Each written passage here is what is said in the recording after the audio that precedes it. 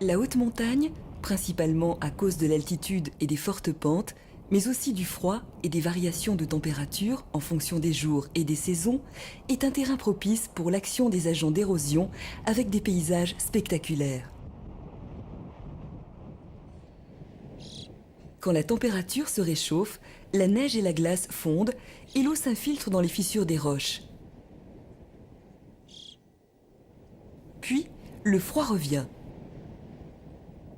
Dans les fissures, l'eau gèle et augmente de volume, ce qui provoque la dislocation des blocs qui peu à peu se détachent et tombent au pied des parois ou sur les glaciers.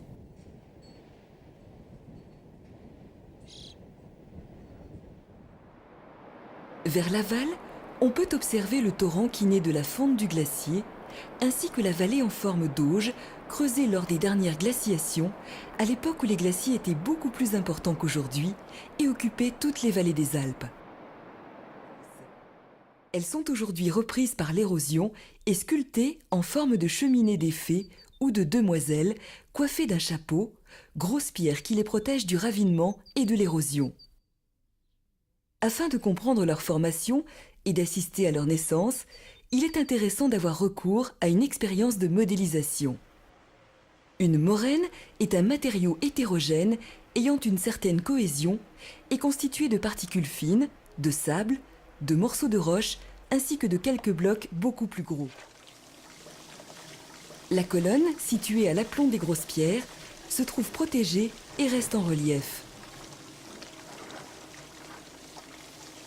Ainsi s'ébauche une cheminée de fées dont la vie est toujours éphémère.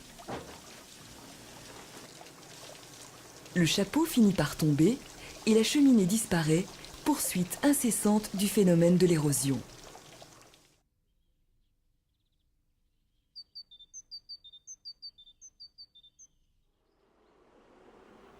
Ainsi va l'érosion, qui, en fonction des lieux et de la nature des roches, façonne une multitude de paysages différents et change jour après jour l'aspect de la surface de la Terre.